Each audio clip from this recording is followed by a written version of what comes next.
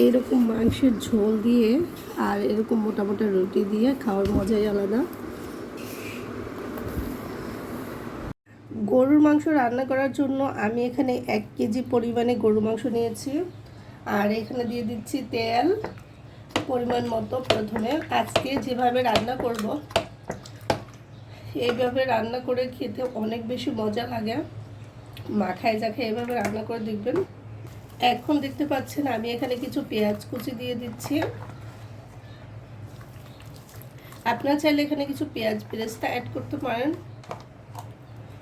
রসুন কুচি দিয়ে দিচ্ছি। গরুর মাংসে তো পেঁয়াজ রসুন, তারপরে একটু হালকা বাটা রসুন দিয়ে দিল, এটা না দিলেও হবে, অপশনাল। দিয়ে দিচ্ছি কিছুটা পরিমাণে আদা বাটা,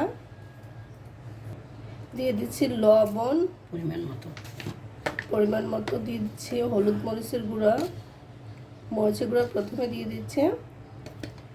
এই যে হলুদ,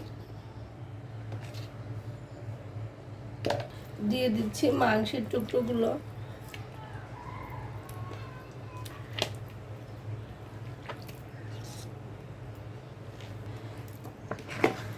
এখন মাখায় জাখায় বসায় দেবেন। সুন্দর করে মাখাতে হবে হাত দিয়ে।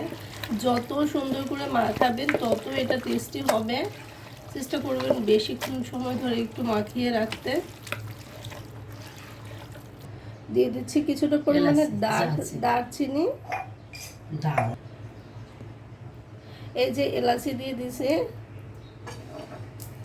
এখন এটাকে সুন্দর করে বসিয়ে দিব। কিছুক্ষণ ওয়েট করলে কষিয়ে নিয়ে তারপরে রান্নাটা আপনাদের সাথে দেখাবো।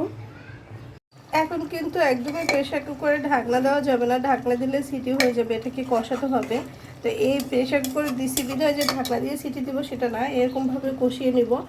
একদম শুকনো শুকনো বানাই পানি দিয়ে তারপর প্রেসার কুকার দিব। এই যে মাংসে কষানোর পরে পানি দিয়ে দিছি, মনে আছে গরু মাংসের সাথে খাওয়ার জন্য পারফেক্ট রুটি। ওটাও ওইটা, এই তো মাংসটা।